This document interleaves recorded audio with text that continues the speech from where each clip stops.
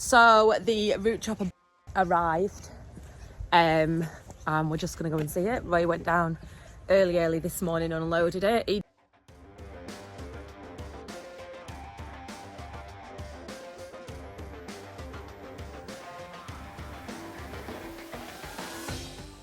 didn't make it the night before.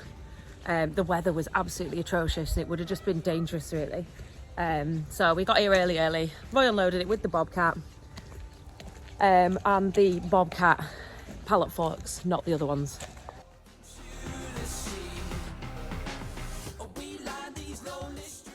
Look how eerie it looks when it's foggy. This is amazing. That's just my baby dog, yeah. Oh yes, look at that.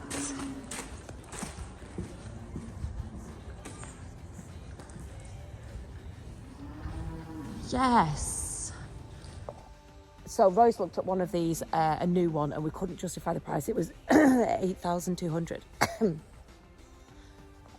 And we'd also looked at a washer bucket chopper thing at the same time, and they're like £6,000. So this was actually a fraction of the price. It was from a Valtra dealer in Shrewsbury. It wasn't actually an eBay purchase, as much as I like to say that it was. So yeah, it was an absolute fraction of the price. So I inserted a video of one working yesterday just to show you how it works. Roy had pointed out that that's actually the brand new one, and the I should hold that up here, shouldn't I? So on the brand new ones, these things face the other way. So even if we have to get that refurbed at some point and get them all welded up and doctored up, it's still a massive saving for us. Just stand next to it for scale. Good girl. Oh, we like it. Very impressive. Oh yes, very rooty choppy.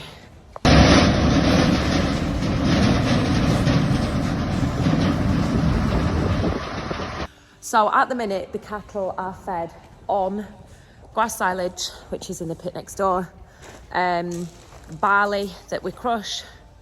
We buy that in, brewer's grain when it's available, and concentrated feed from Cars Billington. Now that's getting quite expensive, as is everything. So I look really, I've got like loads of too much makeup on today, I'm really sorry. So we're just looking to lessen the cost of feed, and we were looking at the benefits of chopping beet and roots in dairy cows. We're not necessarily looking at it for these cows as such, it's more for the future as well. Now, we've had a bit of feedback off, people have asked online, and apparently your beds will be wetter, but we have a pit full of second cut, practically hay, silage that was really dry. So hopefully that will go some way to combat that issue, and we use a lot of straw anyway. And to be fair, we can actually control what buildings we use it in, which is going to be beneficial. So we'll more use it in the cubicle shed opposed to the straw beds. Something really interesting that I found out on this little research of like beet and root crops, it binds iodine. Now I didn't know that, and neither did Roy. And we are really iodine deficient here, so far as to say, it'll warrant its own video. We've had many problems due to iodine deficiency, and feeding a root crop will bind the iodine and make that issue worse. So that's something that you have to consider.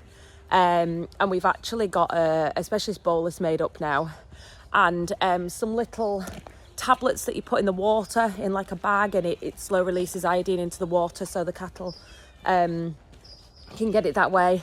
And if all else fails, we'll literally put it in a dosing gun and run along the backs with it. I've just rescued it from the garden because Wynne was in there being very boisterous because a plane went over. So obviously the beet that you get, or the root crop, cannot just be fed whole.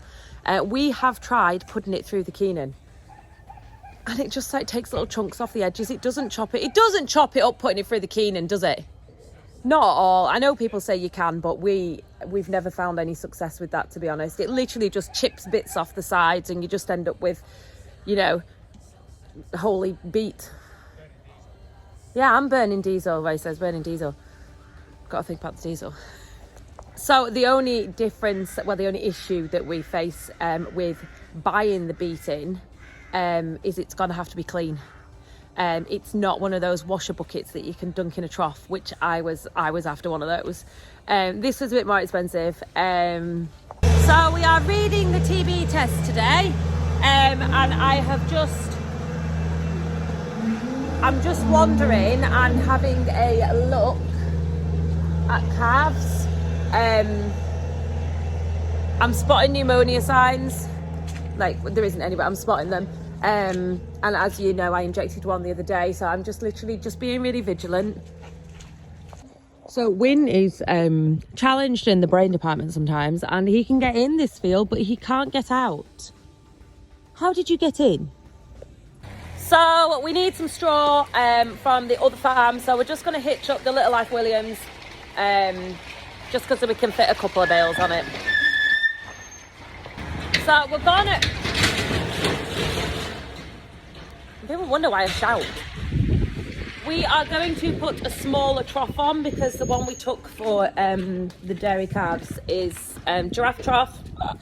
Sorry, Joe, but it is true.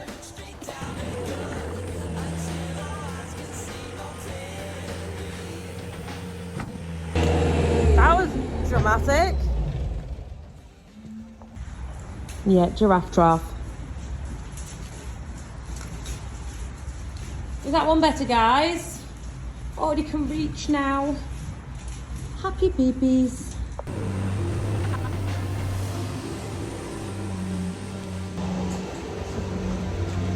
Love it! So the reading of the TB test is tomorrow. And there's a cow stood in front of me that you can clearly see the shaved sights on it. So I'm going to show you when Roy's shifted.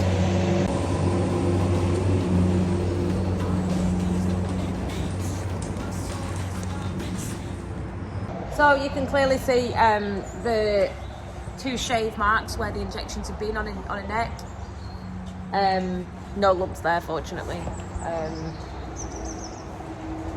In the past, when this was done like once every 4 years, I used to run around and be like, oh my God, quick, let's check all the necks. And I don't bother anymore.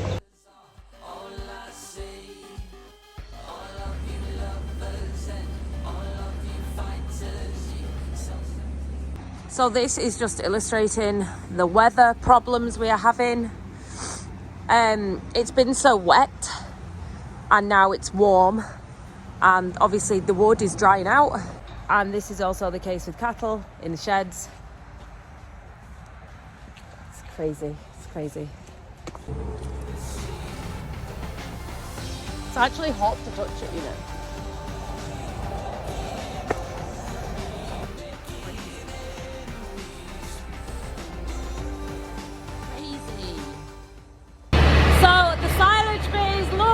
Good. That is some tasty stuff. And yeah, we were right, it is a lot drier than the bales we were feeding. So I made a video yesterday and I'm making one now and hearing myself shout. I'm wondering if I should do a bit of a Tom Perm and start bringing the GoPro out. I don't know. I don't know how other people cope with machinery noise and stuff when you're talking. I don't know. Is it really that bad to hear everything I'm saying? Obviously when I crank the engine up, you're not going to be able to hear what I'm saying, but you know. What are your thoughts? That was my question. What are your thoughts?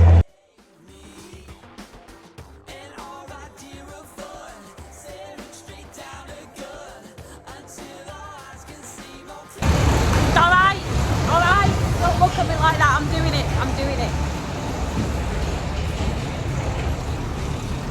Not many apples left to choose from, nuisance man. Someone else has had a nibble at that. Be alright.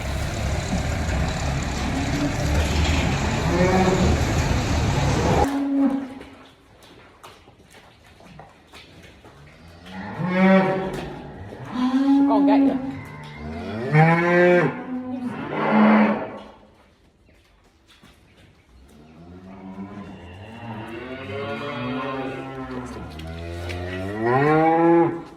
her. So we're just scraping at the cubicle shed.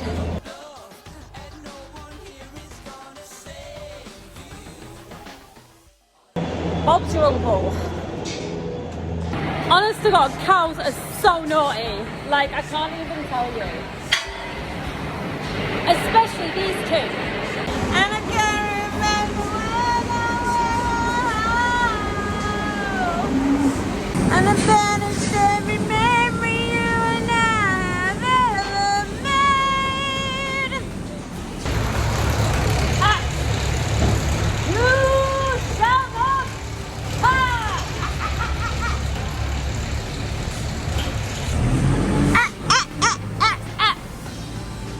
No. You may leave. Let me tell you the story about Myra as she walks away from me. So every time we see Myra, we sing my oh Myra. But let me tell you a story about her. So years and years ago, so way back when in 2013, we had a cow calf, and it had a bull calf, a little black bull calf. Would this little black bull calf drink? Would it? Hell, oh God. We tried everything, and I mean everything that you can think of. We took it to the vets. Oh, honestly, it was just destined to die. So Big Red tubed this calf every single day, no joke, for about 2 months. And don't come at me and say you're not meant to tube the milk. Just let it die then, shall we? So we used to strip the mum out, and we tried bottle fit, which honestly, I can't even tell you how hard we tried with this calf.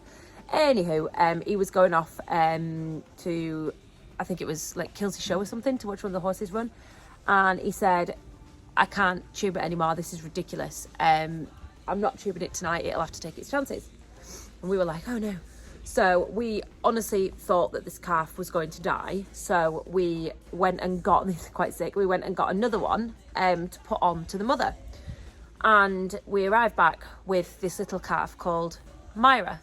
And she was called Myra because the little bull calf, we called him Ian, because he was on hunger strike and he wouldn't drink, like Ian Brady. So we have Myra and Ian. As soon as Myra landed on the scene, Ian took one look at her, watched her drink, and I'm not even joking you, I wish we had it on camera.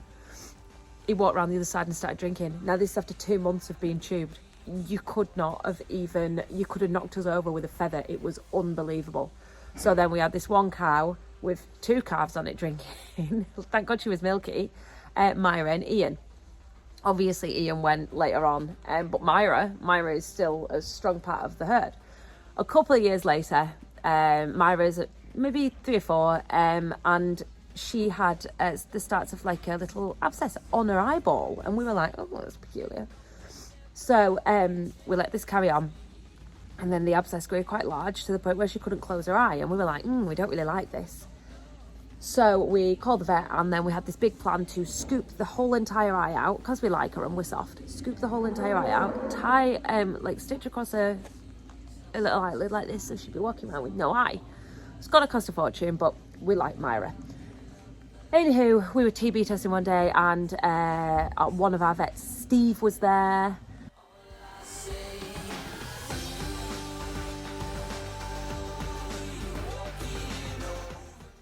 And he said, I'll try and get that off when we read. And I was like, you have a go then.